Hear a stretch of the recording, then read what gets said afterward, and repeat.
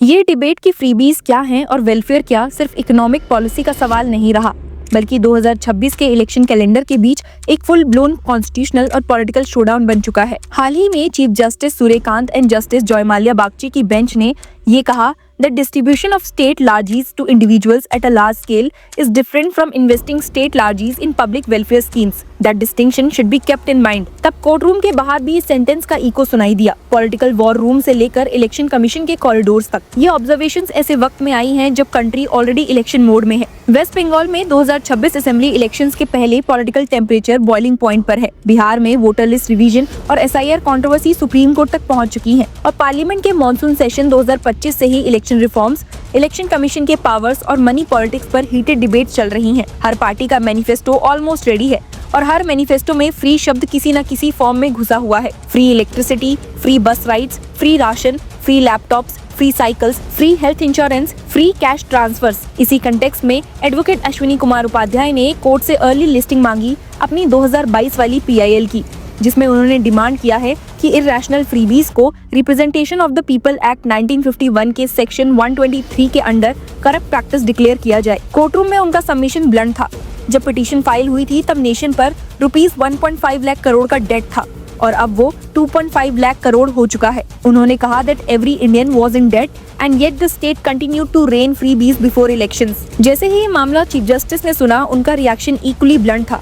He said, "This is a very very important matter." ये सिर्फ एक लीगल रिमार्क नहीं बल्कि एक वार्निंग जैसा था, पॉलिटिकल क्लास के लिए भी और इलेक्शन कमीशन के लिए भी। Chief justice Suryakant and justice Joymalya Bagchi की बेंच ने एक क्लियर लाइन ड्रॉ करने की कोशिश की। एक तरफ इरैशनल फ्रीबीज जो वोट अट्रैक्ट करने के लिए बनते जाते हैं और दूसरी तरफ कॉन्स्टिट्यूशनली मैंडेटेड वेलफेयर स्कीम्स जो मार्जिनलाइज्ड सेक्शंस को मेन स्ट्रीम में लाने के लिए होती हैं। कोर्ट ने सीधा सवाल पूछ लिया, why there was no dedicated diversion of revenue surplus for development purposes which would further the constitutional ideal of inclusivity through free medical care and education for the poor and those not in the creamy layer of the society. The state has a commitment towards this end. दर्शकों, पिछले कुछ महीनों के election related hearings देखें तो supreme court का tone धीरे धीरे हार्ड होता जा रहा है। Bihar voter list revision case में कोर्ट ने रिपीटेडली कहा कि फ्री एंड फेयर इलेक्शंस सिर्फ वोटिंग मशीन और काउंटिंग से नहीं बल्कि इक्वल प्लेइंग फील्ड से डिफाइन होते हैं। इलेक्शन कमीशन के स्पेशल इंटेंसिव रिवीजन पर चैलेंज हो या अश्विनी उपाध्याय की पिटीशन ऑन रेगुलर SIR, हर जगह एक ही कंसर्न उभर कर आया, क्या सिस्टम वोटर्स को एम्पावर कर रहा है या मैनिपुलेट? फ्रीबीज का सवाल इसी मैनिपुलेशन के सेंटर में खड़ा है। कोर्ट को याद है अपना 2013 का judgment S Subramaniam Balaji versus state of Tamil Nadu, जिसमें कहा गया था कि इलेक्शन मैनिफेस्टोज में फ्रीबीज प्रॉमिस करना करप्ट प्रैक्टिस नहीं है। लेकिन पिछले कुछ सालों में जजेस खुद कह चुके हैं कि शायद उस लॉजिक को रिविजिट करना पड़े। जनवरी 2025 में जस्टिस BR गवई की बेंच ने पूछा था, क्या अनट्रेमल्ड फ्रीबीज पुअर को पैरासिटिक एग्जिस्टेंस में डाल देते हैं, उनका इनिशिएटिव खत्म कर देते हैं और उन्हें मेन स्ट्रीम इकोनॉमी का प्रोडक्टिव हिस्सा बनने से रोकते हैं? अब 2026 के थ्रेशोल्ड पर वही सवाल और ज्यादा शार्प हो गया है। सीनियर एडवोकेट विजय हंसारिया, जो इस मैटर में एमिकस क्यूरे हैं, ने अर्ली हियरिंग्स में कहा था कि कोर्ट को डिसाइड करना होगा that giving freebies would be a corrupt practice under section 123 of the representation of people act 1951 and become a ground for moving court in an election petition। मतलब सीधा implication ये है कि अगर कोई पार्टी मैनिफेस्टो में सर्टेन टाइप के freebies promise करे और इलेक्शन जीत जाए तो उस रिजल्ट को ही चैलेंज किया जा सकता है। सीनियर एडवोकेट अरविंद दत्तार ने एक और कॉन्स्टिट्यूशनल एंगल रखा। फ्रीबीज को आर्टिकल 282 के under expenditure defrayable by the union और a state out of its revenue माना जाना चाहिए, जो कि एक कंट्रोल्ड कैटेगरी है, कोई पॉलिटिकल लॉटरी नहीं। और फिर प्रशांत भूषण ने वो लाइन ड्रॉ की जो शायद फ्यूचर जूरिस्प्रूडेंस का बेस बन सकती है। He said, doing away with the debts of wilful defaulters is an illegitimate freebie, giving benefits to a particular religious community would classify as a discriminatory freebie. इसका मतलब ये हुआ कि वेलफेयर और फ्रीबी के बीच सिर्फ इकोनॉमिक डिफरेंस नहीं, moral और कॉन्स्टिट्यूशनल डिफरेंस भी है। पॉलिटिकल पार्टीज ऑब्वियसली अनईजी हैं। आम आदमी पार्टी ने पहले आर्ग्यू किया था कि free water and free electricity जैसी स्कीम्स बेसिक यूटिलिटीज हैं, चैरिटी नहीं। उनका स्टैंड है कि अगर एजुकेशन और हेल्थ केयर फंडामेंटल नीड्स हो सकती हैं, तो वाटर और इलेक्ट्रिसिटी क्यों नहीं? दूसरी तरफ रूलिंग पार्टी के लीडर्स पार्लियामेंट के अंदर और बाहर ये बोलते रहे हैं कि रेवड़ी कल्चर ने स्टेट फाइनेंसेस को हॉलो कर दिया है। RBI के डाटा ने एंजाइटी को और फ्यूल दिया। 2021 और 22 में स्टेट गवर्नमेंट्स का सब्सिडी एक्सपेंडिचर 11.2% ग्रो हुआ। ये सिर्फ एक नंबर नहीं बल्कि एक ट्रेंड है। हर इलेक्शन साइकिल के साथ सब्सिडीज और गिव अवेज का बजट बलून होता जा रहा है। इसका पॉलिटिकल रिफ्लेक्शन वेस्ट बंगाल में ऑलरेडी दिख रहा है, जहां पावर में आने के लिए रैलीज में स्पीचेस दी जा रही हैं और ऑपोजिशन को टारगेट किया जा रहा है।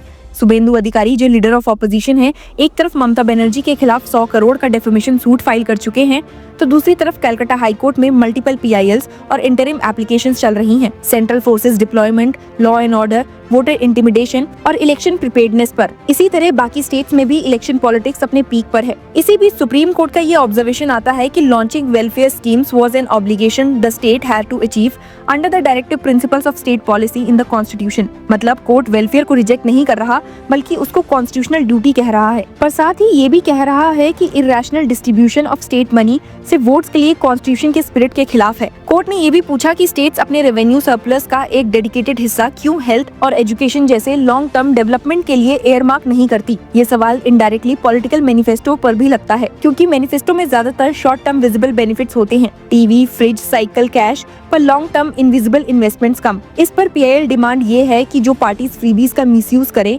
उसके सिंबल्स फ्रीज कर दिए जाएं, उसकी रजिस्ट्रेशन कैंसिल हो जाए। ये डिमांड इलेक्शन कमीशन के रोल को सेंटर स्टेज पर ला देती है। अभी तक इलेक्शन कमीशन का स्टैंड रहा है कि मैनिफेस्टो प्रोमिसेस पॉलिसी डोमेन का मैटर है, इलेक्शन लॉ का नहीं। लेकिन अगर सुप्रीम कोर्ट ने सेक्शन 123 का इंटरप्रिटेशन बदल दिया तो इलेक्शन कमीशन को भी अपना रूल बुक रीराइट करना पड़ेगा। इसीलिए ये केस सिर्फ कोर्ट या लॉयर्स का केस नहीं रहा, ये 2026 इलेक्शन का शैडो केस बन चुका है। हर पार्टी की मैनिफेस्टो ड्राफ्टिंग कमेटी अब नर्वस है। कोई भी लाइन जो फ्री वर्ड के साथ लिखी जा रही है उसके कॉन्स्टिट्यूशनल इम्प्लीकेशंस चेक किए जा रहे हैं। पॉलिटिकल स्ट्रैटेजिस्ट ओपनली बोल रहे हैं कि अगर फ्रीबीज करप्ट प्रैक्टिस डिक्लेयर हो गए तो half of the traditional campaign tool kit illegal हो जाएगा। कोर्ट ने अर्लियर सजेशन दी थी कि फाइनेंस कमेटी, नीति आयोग और RBI के मेंबर्स का एक एक्सपर्ट कमेटी बनाया जाए जो ऑब्जेक्टिवली डिसाइड करे कि क्या वेलफेयर है और क्या फ्रीबी। अगर ऐसा होता है तो इलेक्शन प्रोमिसेस भी एक तरह से टेक्नोक्रेटिक फिल्टर से गुजरेंगे, पॉलिटिकल इमेजिनेशन से नहीं। इस सब का साइकोलॉजिकल इफेक्ट वोटर्स पर पड़ रहा है। एक तरफ पॉलिटिशियंस बोल रहे हैं कि हम फ्री बिजली देंगे, फ्री पानी देंगे, फ्री राशन देंगे।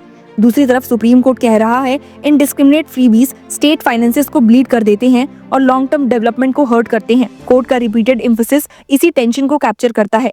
Welfare versus vote buying. Chief justice Surya Kant का सेंटेंस फ्यूचर टेक्स्ट बुक में कोट हो सकता है। Distribution of state largesse to individuals at a large scale is different from investing state largesse in public welfare schemes. इस एक line में election politics, constitutional morality और economic sustainability तीनों का कोलिजन छुपा हुआ है। अब जब कोर्ट ने मैटर को वेरी इंपॉर्टेंट कहकर अर्ली हियरिंग के लिए लिस्ट कर दिया है तो क्लियर है कि 2026 का इलेक्शन सिर्फ रैलीज और मैनिफेस्टोस का बैटल नहीं होगा बल्कि कोर्टरूम का भी होगा। हर फ्री प्रॉमिस के पीछे एक लीगल शोडाउन होगा, हर वेलफेयर स्कीम के पीछे एक कॉन्स्टिट्यूशनल टेस्ट, और शायद पहली बार इंडियन डेमोक्रेसी को ये डिसाइड करना पड़ेगा कि वोट के लिए दिया गया गिफ्ट और सिटीजन के लिए दिया गया राइट दोनों में फर्क क्या है। So stay tune and keep following us.